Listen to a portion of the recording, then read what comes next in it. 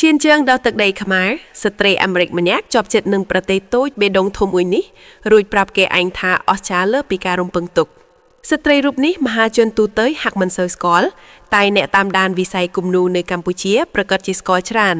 ដែលនាងមានឈ្មោះថា Julia Howe ជាវិចិត្រករជនជាតិអាមេរិកនិងជាវិចិត្រករពហុគំនូរចម្រុះបច្ចុប្បន្ននាងកំពុងរស់នៅក្នុងខេត្តសៀមរាបប្រទេសកម្ពុជាយើង Julia បានផ្លាស់មករស់នៅកម្ពុជាប្រមាណ10ឆ្នាំមកហើយគំនិតធ្វើឲ្យនាងចង់មកកាន់កម្ពុជាគឺកាត់ឡើងតាំងពីនាងអាយុ19ឆ្នាំគ្រាដែលនាងបានឃើញសាស្ត្រាចារ្យនៅមហាវិទ្យាល័យដាក់បញ្ចាំងរូបប្រាសាទអង្គរវត្តនៅលើផ្ទាំងស្គ្រីមដ៏ធំរយៈក្រោយមកពេលនាងបានឈានជើងមកដល់ទឹកដីកម្ពុជានាងពិតជាទទួលបានអារម្មណ៍អស្ចារ្យលើពីការរំពឹងទុកដោយទាំងទិដ្ឋភាពធម្មជាតិប្រាសាទប្រជាជនការរស់នៅ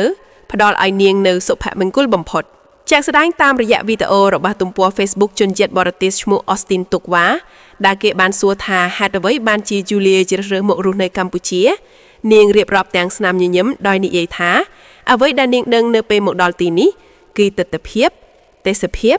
ធម្មជាតិមេឃផ្លូវប្រជាជនក្លិន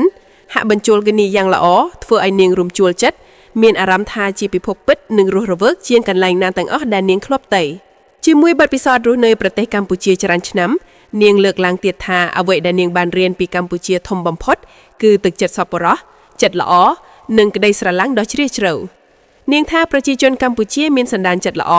ដែលរកប្រៀបមិនបានឡើយនៅក្នុងពិភពលោកនាងលើកមួយចំណុចទៀតថានាងបានរៀនពីរបៀបដែលប្រជាជនកម្ពុជាគោរពអ្នកដែលចាស់ជាងខ្លួនដូចជាគោរពឪពុកម្ដាយតាយាយនៅក្នុងគ្រួសារជាដើមហើយពួកគេទាំងនេះផ្ដល់នូវអារម្មណ៍សុវត្ថិភាពនិងការការពារជាមួយក្តីស្រឡាញ់លើពីនេះទៅទៀតរាល់ពេលនាងចេញទៅខាងក្រៅនាងទទួលបានការរាក់ទាក់ពីមនុស្សក្នុងសហគមន៍ធ្វើឲ្យនាងមានអារម្មណ៍កក់ក្ដៅបំផុតនាងថាខ្ញុំស្រឡាញ់កម្ពុជាអស់ពីបេះដូងគួរឲ្យដឹងដែរថា Julia បានបញ្ចប់ថ្នាក់បរិញ្ញាបត្រគំនូរវិចិត្រកម្មនៅសាកលវិទ្យាល័យ Western Michigan